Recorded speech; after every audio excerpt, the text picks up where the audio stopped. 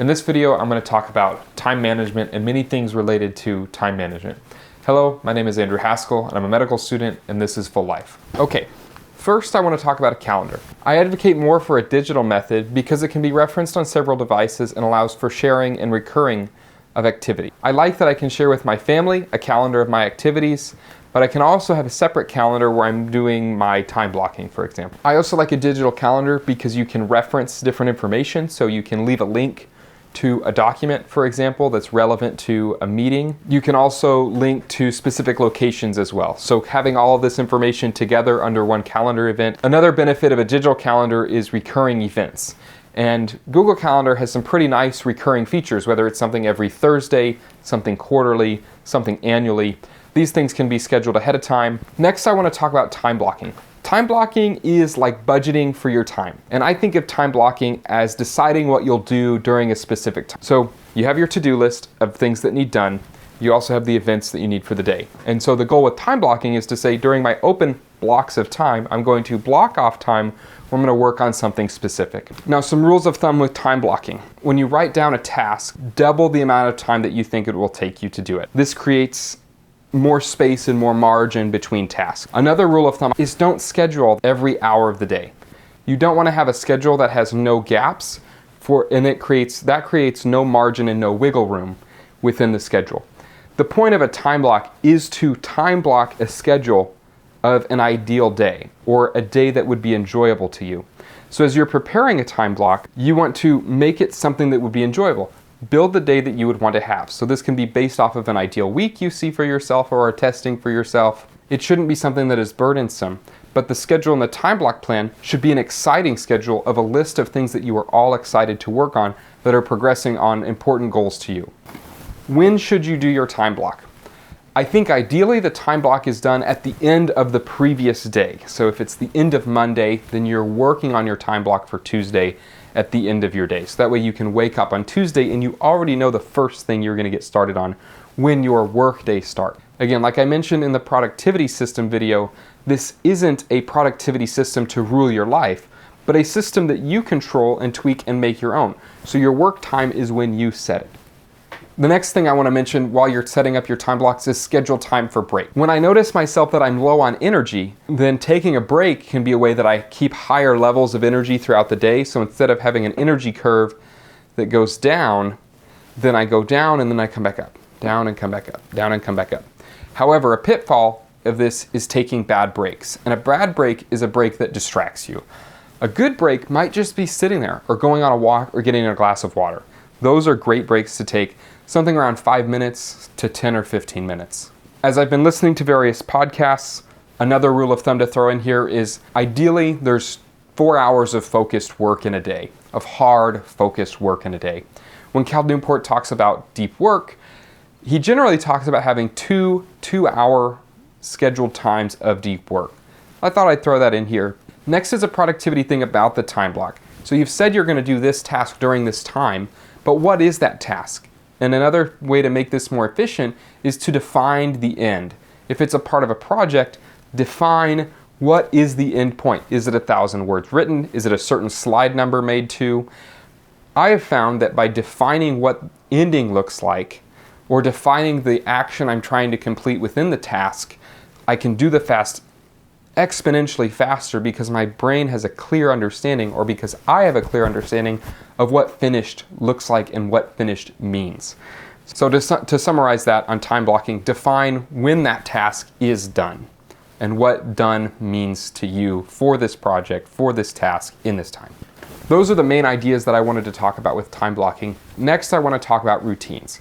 I see routines, and people can call them a lot of things: a morning routine, habits, a checklist. Really, it's generally a repeated set of tasks that are grouped together consistently. And I just want to mention the idea as we're thinking about managing our time, because routines can be a way that we consistently do the same things over and over again. And once the quote-unquote habit is built, then completing the complete routine becomes easy. And that unlocks the concept of habit stacking, where you can take a habit that you're really good at and add another habit to it. And therefore you can continue to build good habits into your life because you have the foundation of a good habit. And how I want to talk about routines is most people talk about a morning and an evening routine. And this can be as simple as sitting down and writing down what are 4 to 6 things you want to get done in the morning. Or every morning you should do this. Every night you should do this. Another routine I want to mention here is the work shutdown checklist. This is something that Cal Newport talks about while the helicopter flies over. I want to describe a work shutdown routine. And this is something to be done when you're done with the work day. So a work shutdown routine, as Cal Newport describes, closes open loops, but essentially you're going to take in all the last final communications of the day, ingest them into your productivity system, and allocate them accordingly, whether it's becoming a task, whether it goes into an email time that you have in the day, something like that.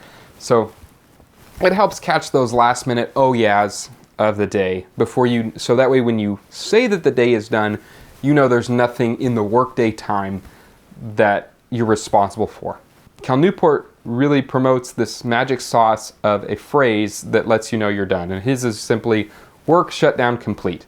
So once you say those, you are building the habit of saying, I am done with work for today. So it creates this separation of I'm done with my work. The rest of the day is no more work or no more obligation to work. That's what I'd like to say for routines. Next, I want to talk about focus. The first thing, I mentioned it in time blocking, but it's the Pomodoro technique. And I wasn't a big proponent of the Pomodoro, but I've noticed as I've been studying for medical school, I'd be really tired at the end of the day after studying. And so I've introduced working in the 25 on, 5 minutes off blocks. And then when I check out and I just stand up, get a bottle of water, or and during my break, when I drink some water and go on a walk and come back and haven't engaged with the material, I have a higher energy level at the end of the day after doing that. So the next thing I'm focused, I talked about it in time blocking, but it's worth re-mentioning here, defining done, defining the endpoint. What are you working towards? For me, that has immensely helped my focus as well, because I know what I'm working to and what done means. And those are the main concepts that I wanted to talk about in time management. So I'll go over them all again.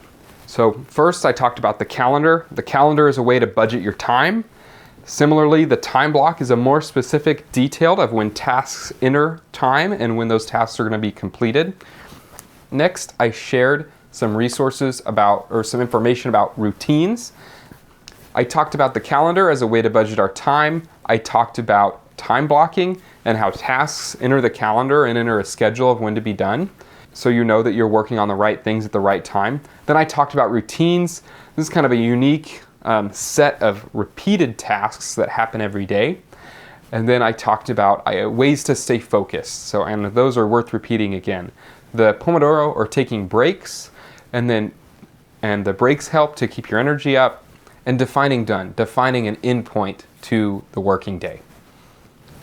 I want to emphasize that this is not an end-all be-all. This is not a prescriptive, this is how things ought to be done in a perfect life, but make the system your own. This is a display of tools in a toolbox. The goal of this is to share, these are some really good tools and how to use those tools for people that may have never been exposed to, thought, or taught about how to do these things. So that's the goal of this and kind of the study skills section. So I hope you found that helpful. If you have, share this with somebody that you think it would find helpful. Thank you for your time. Have a wonderful day.